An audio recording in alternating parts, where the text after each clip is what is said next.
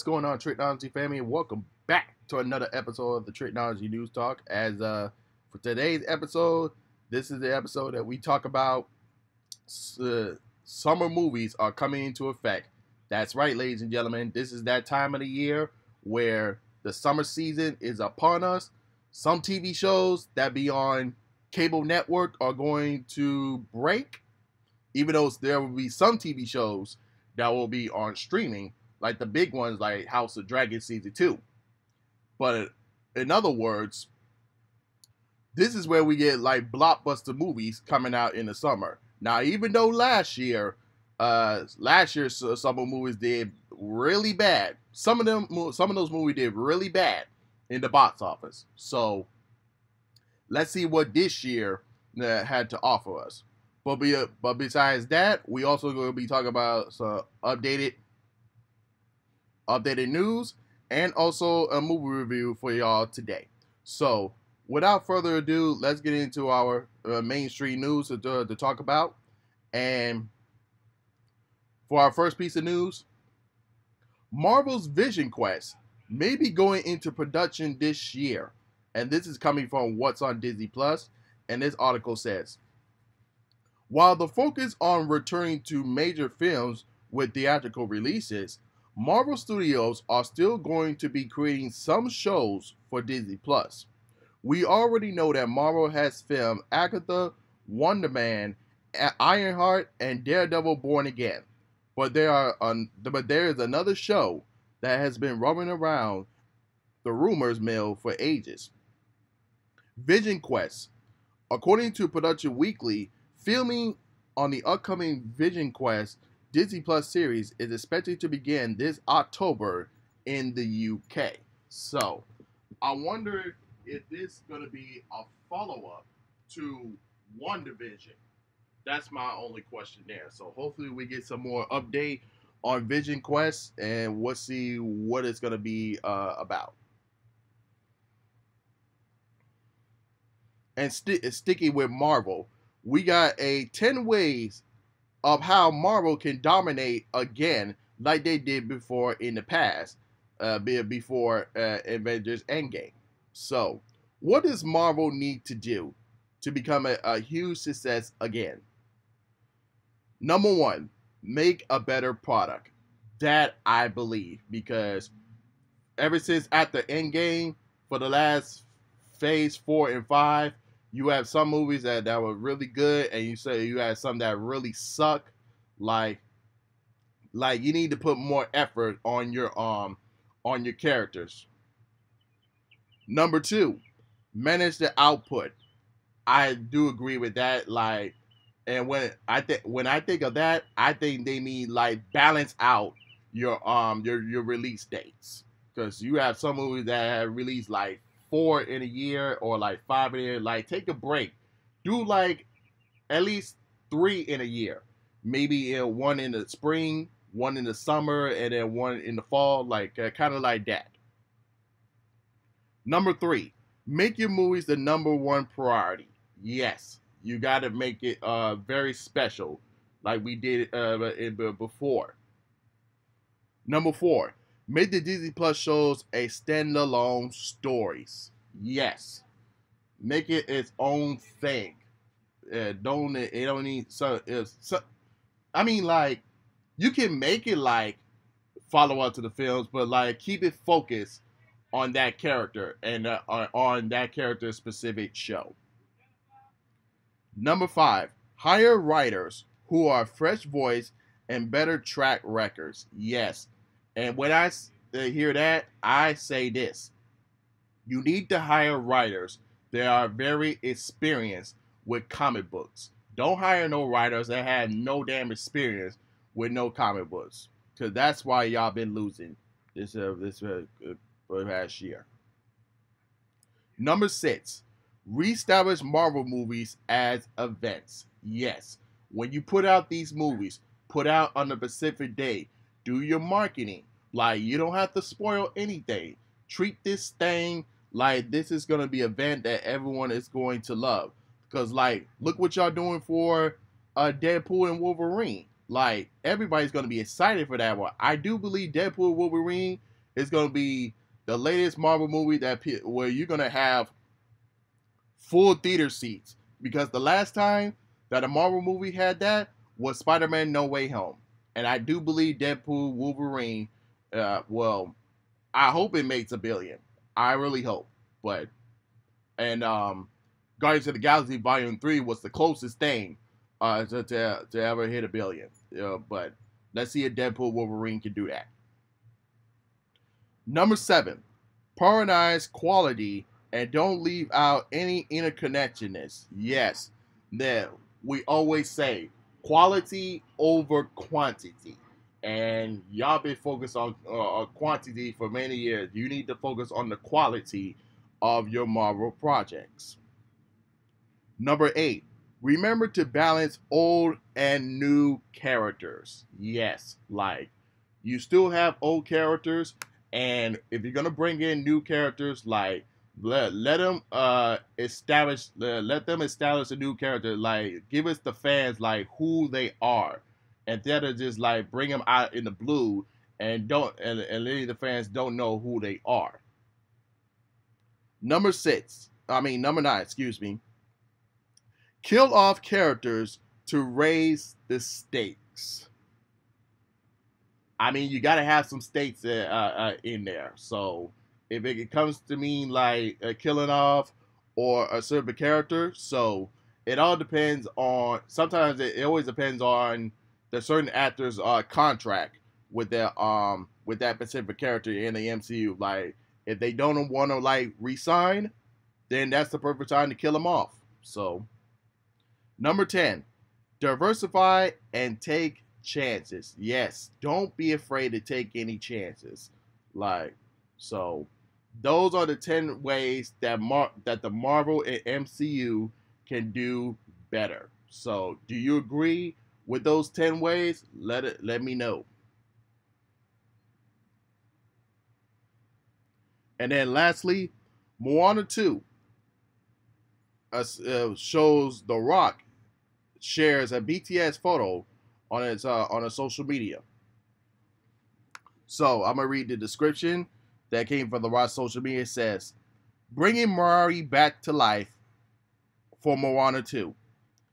So much fun becoming Mari again. A character that changed my life in many ways, including the character of Mari being inspired by my late grandfather, the High Chief Peter Maivia. The Polynesian culture signifies the role in our stories, has been touched families around the world, and easily become one of my truest honors to bring to life and share. New characters, new journeys, new music. Excited for you and your families around the world to join us on this journey. You will feel the Moana. Moana 2 in theaters November 27th. So I'm excited for Moana 2. I enjoyed the first one, so I'm kind of see what they can do. But with that being said, that's all the mainstream news we have for you today. So it is time to go over one of our big topics for this episode. So like I said, this is that summer season time, and this is that time we release summer blockbuster movies. So it normally runs from the first week of May through I would say through Labor Day week. So that's how it runs from there. So let's look at some of these summer movie release dates. So starting in May.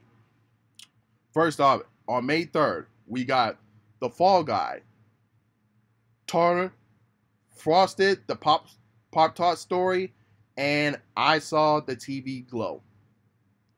On May 10th, we have Kingdoms of the Planet of the Apes, Pool Man, and Not Another Church Movie. On May 17th, we got If, Back to Black, The Strangers Chapter 1, Thelma the Unicorn, and You Can't Run Forever. On May 24th, which is Memorial Day weekend, we got Furiosa, a Mad Max saga, the Garfield movie, Atlantis, and Sight. And then on May 31st, we got Young Woman in the Sea, Summer Camp, and In a Violent Nature. So those are the movies that come out in the month of May. And now let's move on to June. Then on June 7th, we got Bad Boys, Ride or Die. And that's right, that's your boy, your movie was on. Hitman and the Exorcism. On June 14th, which is our Father's Day weekend. And I also forgot to mention that on May 10th is like Mother's Day weekend. I forgot to mention that. But going back to June 14th, we got Inside Out 2, The Watchers, and Ultraman Rising. On June 21st, we got The Bike Riders, Kinds of the Kindness, Thelma, Fancy Dance, and J Planet. Then on June 28th, we got A Quiet Place Day 1, Horizon the American Saga Chapter 1, and Dado. And now going into July, the month of July. So this is kind of a split days within the week of July 4th. That's the 4th of July. On July 3rd, we got Despicable Me 4 and Beverly Hills Cop Axel F. And then on June 5th, we got Maxine. On July 12th, we got Fly Me to the Moon, Long Legs, and then on July 19th, we got Twisters, My Spy, The Internal City, and then lastly for July 26th, we got Deadpool and Wolverine and The Fabulous Four. So those are the movies that are coming out in the month of July. And then lastly, we move to the month of August. So on August 2nd, we got Harold and the Purple Crayon. Then on August 9th, we got Borderlands, Trap, The Fire Inside, Cuckoo, and It Ends With Us. Then on August 16th, we got Alien Rumors, Horizon, The American Saga Chapter 2, and The Union. And then for August 23rd, we got Blink Twice, The Forge, Slingshot, Strange Darling, and The Crow. And then August 30th, we got They Listen, Reagan, and The City of Dreams. So that is your list of upcoming movies that are coming out this summer. And I do want to say that sometimes these release dates are subject to change at any time. So, but this is the current list as of right now. So let me know in the comment section below if you're watching on YouTube. Let me know what is your anticipated movies for this year's summer 2024 movies. And with that being said, now let's go into our movie review. So, and it's going to be on Boy Kills World. And this stars the Bill Gostor. He plays as a man named Boy who vows for revenge after his family was murdered by Hilda Van Der Kooi, played by Family Johnson, a matriarch of the Quartz populated dynasty, in an attack that left Boy deaf mute. After being trained in martial arts by a mysterious man, Boy and the ragtag resistance group are born on a campaign of vengeance. His thoughts are expressed in an inner voice throughout by his favorite video game provided by Hanja Benjamin, which is his bits of his ghost of his dead young sister. Now, going into this thing, I love every second of it. Like, you had martial arts, you had so much blood and gore. Man, it is everything that you wanted to have in an action movie. Of course, you're going to have, like, action sequences. It's going to be very familiar to John Wick. So, every time you see an action movie these days, that it always has, like, sort of reference from John Wick, Fast and the Furious, and other action pop culture movies. So what you expect from there. But Bill Skarsgård, he did a real good job, and I will say this, without any spoilers. When we get to like the final battle and like the climax of the movie, it has a very particular twist that kind of like tells you like who is like the real like villain, but not but kind of like who is like the real like final boss, in the movie. So yeah, so that was the one twist that I did not expect going into the climax in the final like 30 or 20 minutes of the movie. So yeah, that was very interesting. But yeah, other than that, like this was the really great. And if you're a fan of like martial arts movies and blood and gore, I recommend you check out this movie. And I'm gonna give it a B minus.